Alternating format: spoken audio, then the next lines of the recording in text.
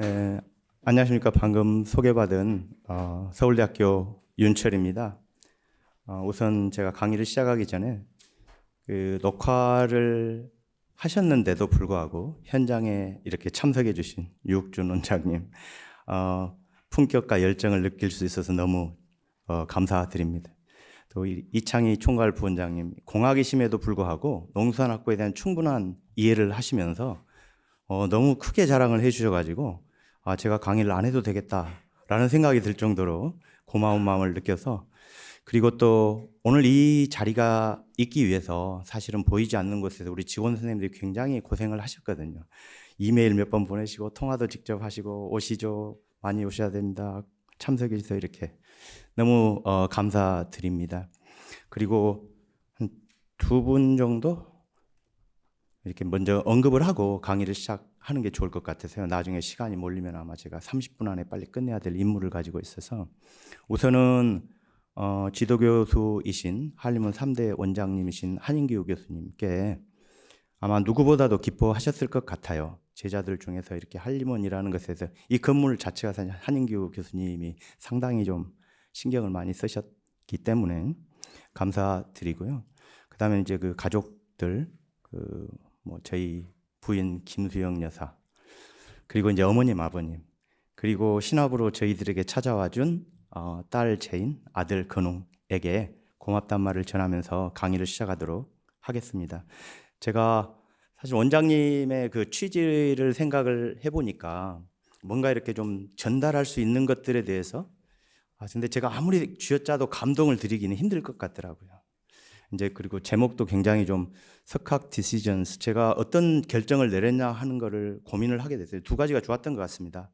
돌아보면서 나의 그 지나왔던 길들을 한번 이렇게 좀 정리를 하는 시간이 됐고요. 그러면서 또 이 과정 중에서 내가 지금 와 있는 게 항상 이제 이런 일이 있을 때는 저는 이제 어떻게 보면 새로운 시작이라는 생각을 했기 때문에 아마 그 정리를 함과 동시에 조금 할 것들에 대해서 생각을 하는 계기가 돼서 좋았다고 생각을 합니다. 오늘 말씀드릴 내용은 간단하게 제가 지금까지 이 자리에 서기까지의 과정을 말씀을 드릴 거고요. 그 다음에 제가 있었던 연구 기간은 정말 짧게 말씀을 드릴 겁니다.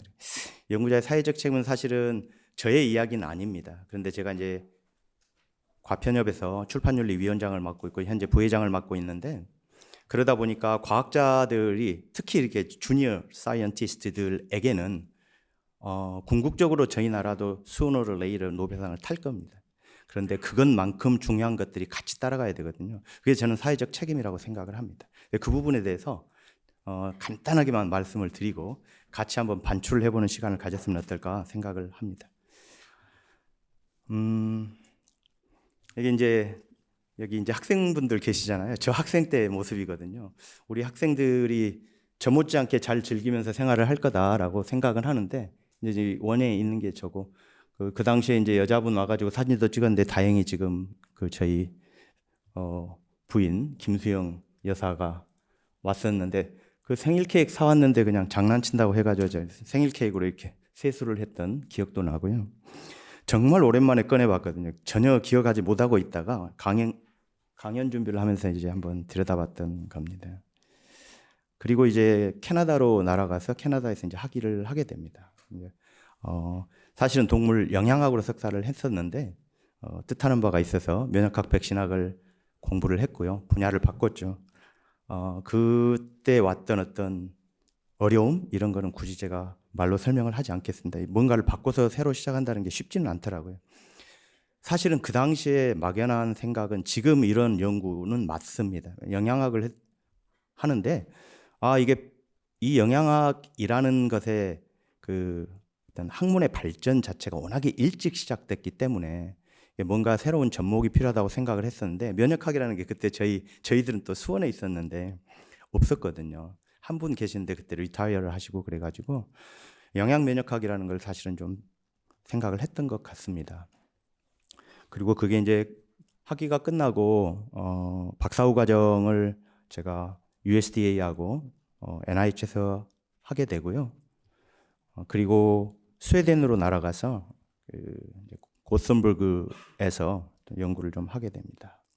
그리고는 이제 국내에 들어와서는 2004년 3월 1일부터 2006년 2월 28일까지 국제백신 연구소에 근무를 하게 되고, 그리고는 2006년 3월 1일자로 서울대에 제가 임용을 받게 됩니다.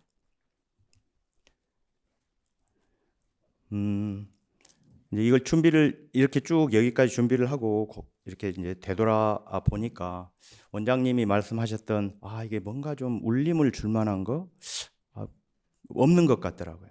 되게 평범하게 살았던 것 같아요. 그런데 전달을 하고 싶은 거는 마지막 장에 넣기는 했습니다.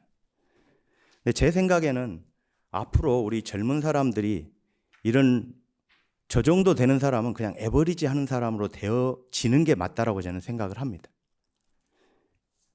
그래서 제가 시간이 좀 지나게 되면 저 정도 한 사람들은 그냥 에버리지 하는 사람이구나 라는 생각을 하셨으면 좋겠어요.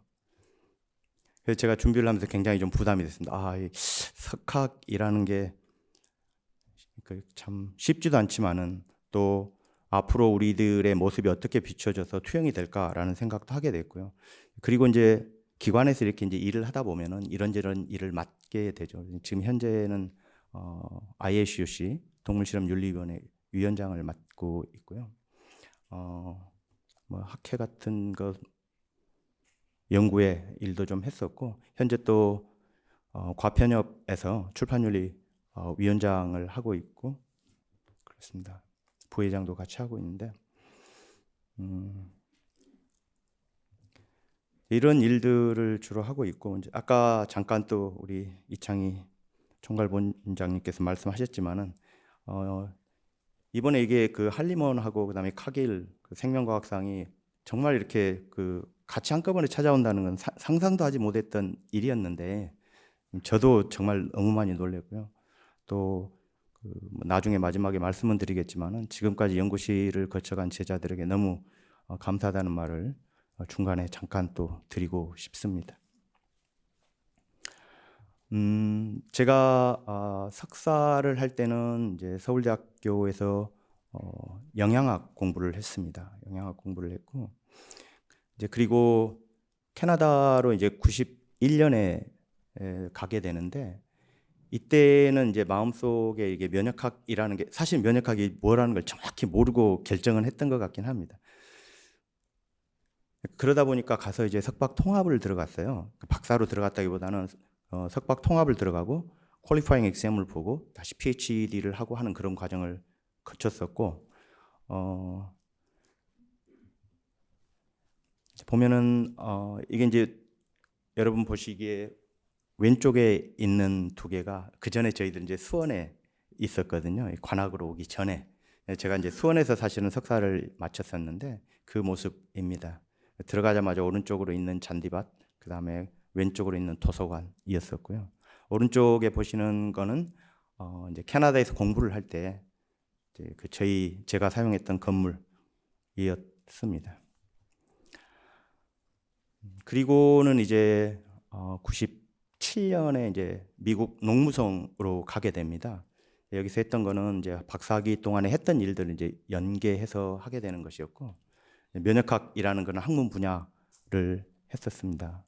그리고는 바로 그 옆에 이제 I-95를 타고 한 35분 정도 운전을 해서 가면은 락빌이라는 도시가 나오고 NIH라는 곳이 있는데 이곳에서 이제 또 한 2년 정도 일을 하게 됩니다. 그래서 백신에 관련되는 일을 했었고요. 그래서 면역학하고 백신에 대한 일들을 이렇게 쭉 했던 것 같습니다. 그래서 지금 왼쪽 끝에 보시는 그림이 저 있을 때는 이 모습은 아니었었는데 제가 준비를 하면서 보니까 이제 이런 모습으로 바뀌어 있는 것 같고, 가운데는 NIH에 있는 그 작은 소그룹이었는데 저희들 이제 항상 모여서 이때 이제 보스가 아이리시 분이었거든요. 월요일 오전에는 컴퓨터를 켜지 않는다. 그게 이제 조건이에요. 월요일 오전 컴퓨터 켜지 않는 날. 그리고 내려가서 티를 다 같이 내려가서 티를 쭉 줄 서서 이제 보스가 한 잔씩 사주는 거죠. 그걸 가지고 다 같이 올라와요. 앉아가지고 오전에는 그냥 이야기하는 겁니다. 이야기. 실험 이야기도 아니, 물론 실험 이야기 할 때도 있긴 하지만 앉아가지고 이제 이런저런 이야기들을 하는. 목적이 이야기하고 이렇게 토의하고 하는 것도 있지만 그거보다 더 중요한 거는 피츠제럴드 이분의 생각에는 우리가 컴퓨터를 들여다보는 거는 우리가 정말 써야 될 부분들을 조금씩 잃고 있을지도 모른다는 생각을 해야 되는데 그냥 혼자는 안 된다. 우리 같이 하자. 그래가지고 월요일 아침에 아무도 컴퓨터를 켜지 않는 게 일단 약속입니다. 앉아가지고 우리 커피나 티를 마시면서 이야기하고 그리고 나서 오전에는 그렇게 보내고 점심 식사하고 그 다음부터 이제 어떻게 보면 월요일에 오후부터 일을 시작하게 되는 거죠. 보통 우리가 이제 그 먼데이 블루라 그러잖아요. 월요일 되면 왠지 월요병 같은 거 생기는 거 뭐 이런 게 전혀 없었던 것 같아요. 월요일 가면 일단 오전에 앉아가지고 뭔가 이야기하고 있고 뭐 이야기하기 싫으면 앉아서 들으면 되니까 약간 이런 느낌이었던 것 같습니다. 정작 그렇게 교육을 받은 사람이 지금 저는 그렇게 하지 못하고 있어서 그게 필요하다면 해야 되지 않을까라는 생각은 해봅니다만, 예. 그 오른쪽에 보시는 그림은 제일 오른쪽. far right에 있는 게 NIH 모습인데 이거는 사실은 제가 있을 당시의 모습이고요. 지금은 이보다 훨씬 더 좀 발달돼 있어서 뭐 NIH 다녀오신 분들이 계실지 모르겠는데 빌딩 10이라 그래가지고 여기는 클리닉하고 사이언티스트들이 같이 만나는 그런 장소이거든요. 그래서 환자도 있고 병원처럼 그리고 사이언티스트도 있고 거기에서 이제 샘플들을 왔다 갔다 하고 분석도 하고 지금 이게 훨씬 더 규모가 커졌습니다.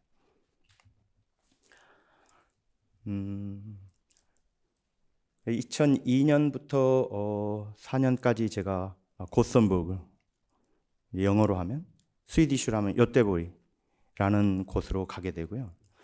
이제 스톡홀름이 오른쪽 끝에 있다면 동쪽에 있다면 서쪽 끝에 있고 세컨드 라지스트 두 번째로 큰 도시입니다. 볼보 박물관도 있고 뭐 차박물관들이 있고 하는 그런 곳인데 여기에 있을 때는 제가 여기서도 백신에 대한 연구를 했었고 그리고 잠깐 위암 환자들의 샘플을 가지고 이렇게 분석도 하고 하는 그런 일들을 했었습니다.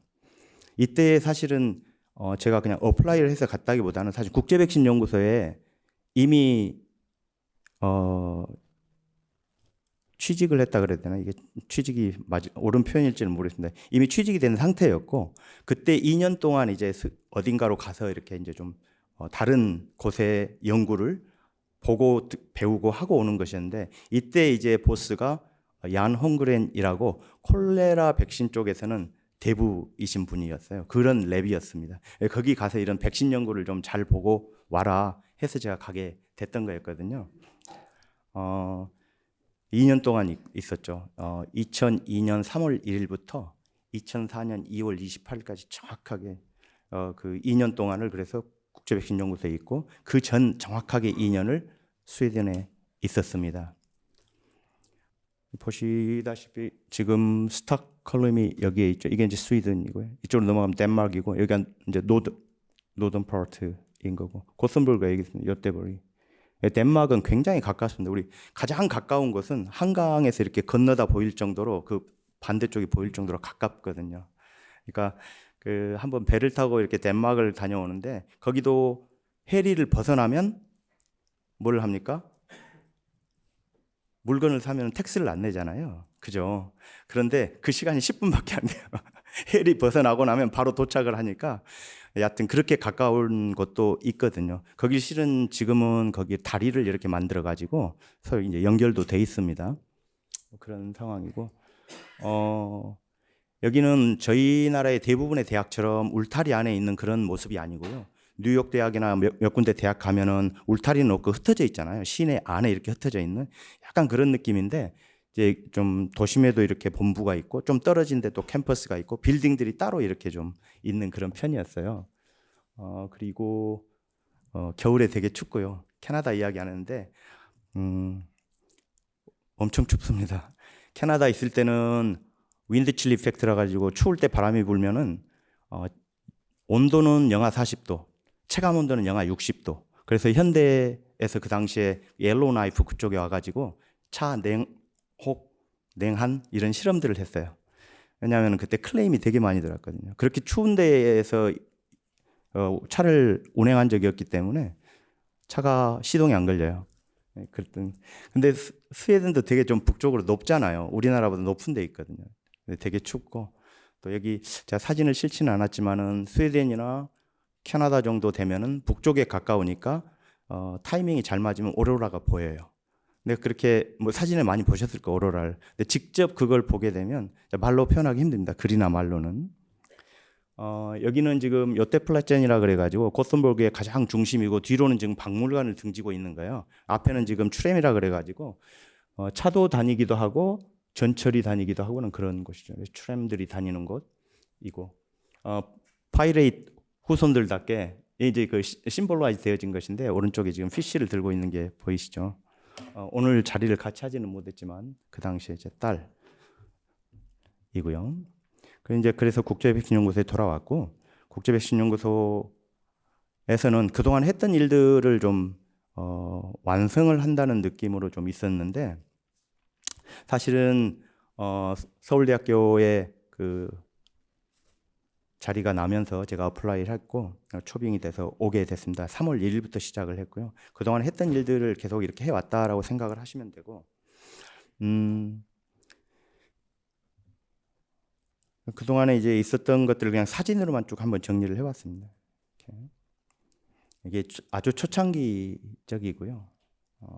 2009년, 2010년, 2011년 사진, 2013년, 2016년, 2018년. 이게 굉장히 좀 이렇게 처음 이렇게 한번 모아봤는데 좀 다른 느낌 중에 하나가 여기 계속해서 있는 사람 딱 한 명이구나. 계속 바뀌는구나. 내가 학생일 때도 그랬을 텐데 저는 한 번도 그렇게 생각해 본 적은 없어요. 제가 있었던 기간만 기억을 했지. 이런 게 있었고 이제 상당히 많은 학생들이 지금 이 현장에 와 있긴 한데 이때가 이제 최근이니까요. 이런 지금 현재는 이렇게 이제 5명의 박사과정 그리고 김철균 박사 그리고 석사 1명 뭐 외롭기는 하지만 열심히 합니다. 석사 과정인데도 좀 기억에 남는 게 있다면은 서울대에서 제가 교육상을 받았거든요. 이때가 좀 상당히 좀 기억이 남았던 것 같아요. 그리고 대학신문에서 제가 좀 2년 정도 일을 했었는데 이때 이제 좀 몇 개 사설들을 썼던 적이 있는데 법인화 이야기를 했었고요. 그다음에 등록금 문제 이야기를 했었고 학교 자율화 쪽 이야기를 좀 많이 했던 것 같습니다. 그때 이제 서울대가 법인화를 해가는 과정 중에 있었기 때문에 그런 이야기, 그다음에 정부의 이야기하는 거 이때가 또 딱 그 학생들이 처음으로 그 학생회를 만들지 못한 해였어요. 이제 그때가 거의 처음으로 학생회 아니고 연합으로 해서 이제 구성이 되어졌던 그런 시기였던 것 같은데, 그다음에 뭐 정부에 원하는 거, 그다음에 뭐 김대중 대통령 국정원 사건 이런 이야기들을 좀 사설을 썼던 것 같습니다. 지금은 동물실험윤리위원회에서 위원장을 맡고 있고요. 1년에 한 2,300건 정도? 하루에 한 2, 30건을 한 번도 빠지지 않고 계속 다 읽어봐야 됩니다. 제가 이제 최종 승인을 해야 되니까 최종 승인하는 사람이 책임이 있잖아요. 제가 연구자의 사회적 책임에서 그 말을 할 거거든요. 책임을 져야 됩니다. 책임. 논문 쓰는 거 좋은데 책임을 질 수 있어야 되는데 그런 이야기들을 좀 할까 싶고요. 정말 우리 이창희 본장님 말씀하신 게 딱 맞는 것 같습니다. 이게 진짜 예상하지 않았던 일들이었는데 또 이제 좀 우리 원장님께도 죄송하지만 제가 이날 참석을 하지는 못했어요. 그래서 저보다도 더 많은 제가 이렇게 되기까지 공을 들인 우리 사모님이 차라리 너무 당연하지 않았을까라는 생각도 한편으로는 했습니다. 고마운 분이 가서 받아줘서 너무 좋았었고 이 정도로 해서 제가 굉장히 평범하게 살아왔던 내용들을 여러분께 말씀을 드렸고요. 연구 기관은 그냥 몇 장으로 만들었습니다. 참고하시라고 말씀을 드리는 거라서 미국의 농무성은 잘 아시다시피 이런 그 다양한 농업임업 축산업 식품에 관한 정책을 수행을 하는데 정책만 수행하는 게 아니고 연구도 하거든요. 저 같은 경우는 연구하는 곳에 있었던 겁니다. 그리고 이제 이렇게 equity라는 climate solution, food and nutrition security 뭐 이런 쪽의 것들, 당연히 이제 해외 시장을 위해서 미국의 농무성이 하는 역할 중에 가장 큰 게 어떻게 보면은 엑스포트, 임포트에 대해서 어떤 결정을 한다는 겁니다. 예를 들어서 크리스피캐스나인을 써가지고 만들어진 작물들을 통제를 하지 않아요. EU는 GMO라서 안 된다 그랬어요. 어떻게 됩니까? 국제 경쟁력인 거죠. 국익에 관련되는 거고 그 결정을 농무성에서 해주는 거예요. 이게 들여다보면 굉장히 다양한 일들이 벌어지고 있습니다. 미국 보고 국립보건원은 가장 큰 펀딩 소스예요. 자연과학을 하는 사람, 의과학을 하는 사람에게는. 그래서 이제 큰 틀에서는 이제 이런 거를 하긴 하는데 주로 질환에 포커스를 굉장히 많이, 한 90% 이상은 질환에 포커스를 맞추고 있다고 생각하시면 되고, 백신이 만들어지게 됐던 주 원인 중에 하나도 여기에서 나오는 펀딩 소스였다고 생각을 하시면 될 것 같아요. 스웨덴에 있을 때는 여기도 써져 있긴 하지만은 두 번째로 큰 도시이고, 이건 스위디시입니다. 에테보리라는 거는. 북유럽에서는 규모로는 굉장히 큰 곳 중에 하나이고 랭킹도 꽤 높은 그런 곳이었습니다. 그곳에서는 다양한 이렇게 연구를 하고, 저하고 이제 관련이 있었던 건 이런 백신 연구를 하는 곳이었다는 것이고요. 국제백신연구소의 컨스티튜션은 세상에 기아로 허덕이는 사람이 아직도 있어요. 근데 그 기아하고 질병이 만나게 되면 가장 위험군으로 있는 사람들이 영유아들입니다. 왜 이렇게 저개발국으로 가면 갈수록 평균 수명이 짧냐? 다 빨리 죽어서 그런 게 아니에요. 오래 사시는 분 많아요. 그런데 어린 영유아들이 일찍 죽기 때문에 평균 수명이 짧은 거예요. 그런 영유아들을 위해서 질병에 걸리지 않도록 백신을 제공을 한다는 게 가장 큰 미션 중에 하나입니다. 국제백신연구소가 가지고 있는 미션이. 그러기 위해서 이제 이런 다양한 일들을 하고 있고요. 다음은 이제 마지막 챕터인 연구자의 사회적 책임을 준비를 했습니다. 저는 개인적으로는 제 자신 조금 더 일찍 이런 걸 알고 있었더라면 어땠을까 하는 생각을 지금도 하거든요. 사실 제가 교내에서 하는 강의 중에 상당한 부분도 이 부분을 강의를 하고 있고요. 과편협에서 강의하는 것도 이 부분을 좀 하고 있어서 우리 주니어 사이언티스트들에게는 이 부분도 상당히 중요하다. 중요한 거 하나 말하라 그러면은 저는 이 사회적 책임이라고 할 것 같아요. 우리 일찍부터 이런 생각을 좀 하면 좋겠다라는 생각을 해서 준비를 했습니다. 아시는 분은 아시겠지만 누른베르크 강령이라는 게 만들어지게 됐던 게 세계대전 이후에 전범들을 대상으로 재판을 하게 됩니다. 국제재판이죠. 굉장히 오랫동안 재판을 했어요. 재판한 기간도 길고 이때 이제 나왔던 사람들도 많았는데 사형도 받고 그랬습니다. 그러면서 만들어진 게 누른베르크 강령이고 그 1조에 말하는 게 인간의 자발적인 동의가 필요하다. 그 당시에는 이런 게 없이 그냥 다 유태인들 죽이고 뭐 이랬었잖아요. 이거의 기조에서 만들어진 게 헬싱키에서 말을 했던 세계 의사협회에서 말한 헬싱키 선언을 하게 되는 거죠. 헬싱키 선언. 그래서 연구윤리 원칙이라는 것에 대해서 말을 하게 됩니다. 그 다음에는 이제 델몬트 리포트라 그래가지고 이거는 사람 간의 존중선이 형평성이라는 게 필요하다, 중요하다 이런 말을 하게 되는 거. 아마 이거를 기억하시는 분은 죄송하지만은 연세가 있으신 분일 것 같습니다. 이게 생중계를 했던 거예요. 생중계를. 그런데 스페이스쉽을 쏘아 올렸는데 위성을 안에 타고 있었어요. 사람이. 그런데 이게 공중 폭발을 했어요. 당연히 그 안에 있던 사람들은 여기 다 돌아가셨죠. 너무 큰 충격이었어요. 이 미국이었는데 이게 계속 회자됐던 겁니다. 즉 다시 말해서 이건 누구의 잘못이 아니에요. 일어날 수도 있는 일이지만 그럼에도 불구하고 이런 걸 볼 때는 이게 자잘못보다는 연구자들의 사회적 책임이라는 게 얼마나 큰가라는 것을 생각하게 해준다는 거죠. 우리 가까이 있는 원전사고 이것도 누가 잘못했냐 잘했냐 이걸 따지기보다는 이런 일들이 있으면 안 될 일이잖아요. 어쨌든 스페이스쉽이 폭발한 것도 그렇고 원전 유출 사고가 일어난 것도 그렇고 하지만 그럼에도 불구하고 과학자라면은 원인과 결과에 대해서 어느 정도 생각을 할 수 있어야 된다라는 취지로 제가 이걸 담아놨고요. 이제부터 노벨상 타신 분들을 몇 분 말씀을 드리려고요. 프리츠라는 분은 굉장히 오래전에 노벨 화학상을 타셨습니다. 이 타실 만한 업적이 있어요. 그리고 오래전에 또 이미 돌아가셨어요. 그런데 지금도 블로그를 찾아보면 많은 사람들이 블로그 운영을 하면서 이분의 노벨상을 회수해야 된다라고 이야기를 합니다. 왜 그런지를 보면 이분이 초기에 연구했던 게 비료 연구를 했어요. 너무 중요한 일을 했습니다. 노벨상 탈 만한 일을 했어요. 그런데 그게 암모니아이다 보니까 너무 자연스럽게 폭발물로 연결이 된 거예요. 그러면서 아까 앞에서 보여드렸던 세계대전에 클로린이라는 화학물이 쓰이게 돼요. 유태인들에게. 그래서 잡은 포로들을 이걸 이용해서 죽이게 되게 되는 거예요. 그걸 하려고 하는 일주일 전에 보시면 여기 클라라 하버 라스트 네임 똑같잖아요. 부인이에요. 부인도 화학자예요. 일주일 전 이게 유태인들을 끌고 와서 클로린을 써서 독가스 실험을 하려고 하는 게 일주일 전에 와이프가 유럽식 그 집 있잖아요. 집에서 나와가지고 정원을 바라보고 권총으로 공중에 한 발 쏘고 목에 한 발 쏘고 자살을 합니다. 이때 유서가 남겨져 있다고 이야기를 하는데 발견은 안 됐어요. 그런데 이 정황만 보더라도 그 부인의 심정이 어땠을까를 좀 이렇게 그릴 수가 있잖아요. 굉장히 안타까운 그 비하인드 스토리가 사실은 있습니다.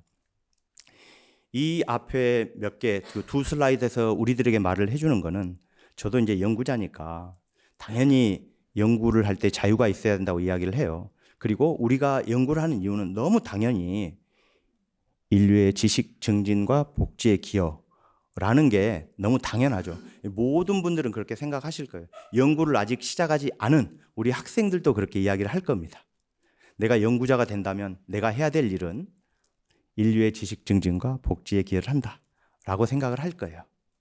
그렇기 때문에 연구를 하는 데 있어서 어떤 편견이 있으면 안 된다는 것은 너무 당연하죠. 즉 자유가 있어야 된다. 근데 그 자유는 어떤 게 담보가 돼야 되냐면 객관성과 진실성이 담보가 되는, 즉 책임을 져야 된다라는 것이죠. 이거 간단하게 이제 몇 가지만 제가 소개를 시켜드리려고 합니다. 제가 네이처 뉴스를 쭉 지금까지 보면서 꽤 오래 보고 있는데 동일한 주제로 3일 연속 다룬 거는 제가 알기로는 이게 처음이에요. 첫 번째 뉴스는 뭐였느냐? 지놈 에디팅을 한 아이가 태어났어요. 무슨 말이냐면 유전자를 이렇게 특정한 단백질을 없애고 태어나기 전에. 그리고 애가 태어났어요. 근데 happen to be 트윈이 태어났어요. 그게 이제 뉴스였어요. 그래서 그런 아이가 태어났다더라가 이제 첫 번째였습니다. 이게 이제 11월 26일인가? 그리고 그다음 27일 그 다음 날 이거 엄청난 건데 그럼 이게 우리 연구에 엄청나게 큰 영향을 미치겠구나라는 게 두 번째. 사실이에요. 지금 엄청나게 큰 영향을 이미 미치고 있어요. 28일 3일째. 근데 그래도 되는 거야? 라는 이제 의의를 제기하는 거죠. 그럼 마음대로 그냥 유전자 바꾸고 뭐 이렇게 해가지고 애가 태어나도 되는 거야? 라고. 사회에 먼저 뭔가 이런 힌트를 주지 않고 본인이 다 하고 나서 말을 해도 되나? 그분이 이제 닥터 해라는 분이거든요. 자, 그 비하인드, 지금까지는 그 이후로 지금까지 어떻게 됐나를 가져오진 않았는데 이분 3년형 받고 이미 징역 살고 나왔어요. 이때 뉴스는 그렇게 트윈걸이 태어났다더라. 그런데 지인을 하나를 없앴다더라. 뭐 이런 거죠. 대학에서는 몰랐다더라. 근데 이 당시만 우리 같으면은 법이 없는데 법에서 이걸 몰라. 왜냐하면 새로운 기술이니까. 근데 중국은 이 사람을 어쨌든 그렇게 3년형을 줬습니다. 그리고 이때 나왔던 게 이 사람이 처음일지는 모르지만 마지막은 아닐 것이다라고 이야기를 했고 그건 현실로 드러났어요. 이미 다른 사람들이 시도를 많이 하고 있고 다만 적법한 방법으로 하고 있는 거죠. 모든 방법들을 본인이 마음대로 하지 않고 이 같은 경우에는 이제 사망자의 자궁이식을 해가지고 애가 태어났던 굉장히 이것도 이제 그 의과학을 하는 사람들 사이에서는 좀 중요한 의미를 가졌던 것들이었고요. 여기서 생각해 볼 수 있는 것들이 이런 지놈 에디팅, 뭐 스템셀, 트랜스플란테이션 다 좋죠. 그런데 이게 지금 사이언스하고 에틱스, 그래서 자연, 과학하는 부분과 윤리가 이렇게 만나게 해요. 가끔은 여기서 법까지 같이 만나게 되는 그런 경우가 생기게 됩니다. 우리 보통 이거 너무한 거 아니야? 라고 말을 하잖아요. 근데 얼마만큼 한 게 너무한지는 아무도 모르고 있어요. 그 다음에는 규정, 규제 당연히 있어야죠. 정부에서 해야 될 일이고 하지만은 어떻게 만드는 게 좋은지는 우리 다 같이 고민을 해야 될 부분이다라는 말씀을 전달해 드리고 싶습니다. 이제 그 여기 계시는 많은 그 주니어 사이언티스트들이 고민하고 있는 게 이제 이 부분일 것 같아요. 근데 저희가 겪고 있는 거를 미국은 한 20년 전에 이미 다 겪었거든요. 그러면서 경쟁이 심화되고 연구자들의 부담이 증가되어지고 그러다 보니까 나온 말이 논문 못 쓰면 사장된다. Publish or perish라는 게 이제 여기서 나온 말이죠. 그게 이제 이미 중국에 가 있어요. 저희들에게서는 사실은 이제 많이 좀 그래도 여러 가지로 다이제스트가 되어져 있는 상태고, 중국에 서베이를 해봤더니 3분의 1 이상의 사람들이 표절이라든지 그런 그 부정행위에 연루된 적이 있다라고 대답을 했답니다. 당연히 직업 승진, 명예, 인센티브 같은 것 때문에 그런 거겠죠. 황우석 사건은 제가 굳이 설명을 하지 않아도 될 것 같아요. 그런데 9년 후에 일본에서 굉장히 유사한 사건이 또 있었습니다. 이때 이제 그 하루코라는 분이 줄기세포가 있다고 해서 논문을 발표했는데 없다라고 밝혀졌고, 끝내 논문도 철회되고 하는 그런 일이 있었습니다. 데이빗 발티모어, 노벨상 타신 분입니다. 75년에 노벨상을 타셨고, 그런데 이분이 이렇게 논문 보면 이제 그 철회가 논문이 이제 뭔가 잘못이 있어서 교재 철회를 했어요. 철회 신청을 해가지고 철회를 했습니다. 이분이 맞다 그랬어요. 이분 이름이 이렇게 양쪽 다 있잖아요. 처음에 나왔던 논문, 철회했다는 그 논문. 그러면서 맞는데, 잘못된 게 맞는데 철회되는 것도 맞고, 나는 몰랐다 이렇게 이야기했어요. 이분이 락커펠러에 사실은 그 프레지던트로 있던 분이었는데 사임하고 바로 그 다음날 MIT로 갔어요. 상당히 좀 논란이 있었고요. 이거는 더 최근입니다. 이분들 이 세 분이 노벨상을 탔어요.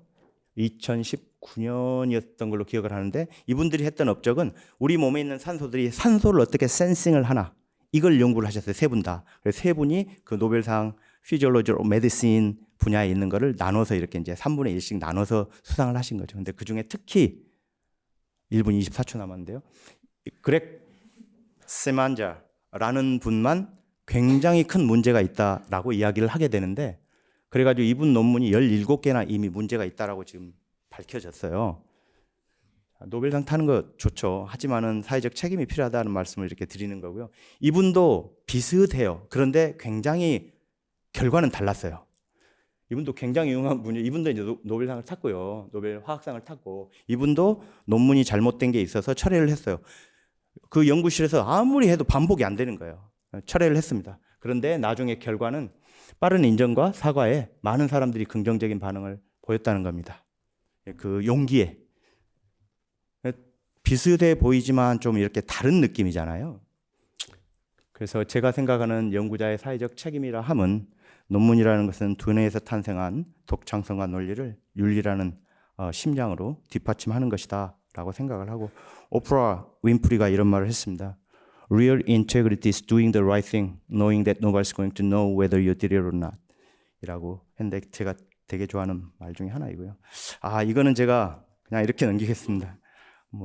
이미 그 자랑을 많이 우리 이창희 분장님께서 해주셨기 때문에 열심히 하고 있다 이런 말씀을 드리는 거고, 이 내용이 무엇인지에 대해서는 굳이 말씀을 안 드려도 될 것 같고요. 이게 이제 좀 저는 아까 원장님이 좀 말씀하셨던 것에 그나마 부합하는 게 아닐까 싶었는데, 우리 모두는 가고자 하는 목적지는 어느 정도 가지고 있습니다. 뚜렷하지는 않아요. 사실은 이렇게 지금 조금 더 저보다 좀 많이 젊으신 분들이 앉아있어 이걸 볼 때는 계속 이렇게 좀 안개가 좀 끼어 있는 듯한 느낌이거든요. 알겠는데 나는 잘 안 보여. 이런 느낌인데, 이제 그게 어쨌든 저기 있습니다. 가보면 보이지 멀리서는 보기가 힘들어요. 형체도 저게 뭐지? 이런 생각이 들기도 하고. 그런데 중요한 거는 꿈이 있어요. 다 있어요, 사실은. 나 꿈 없어. 그런 사람도 알고 보면 있어요. 저는 있다고 생각합니다. 근데 가다 보면 선택을 해야 돼요. 선택을. 누구나 그래요. 항상 갈림길이 나와요. 이 갈림길에서 고민을 많이 하면 할수록 뭐가 안 돼 있느냐? preparedness. 준비가 잘 안 돼 있다고 저는 생각을 합니다.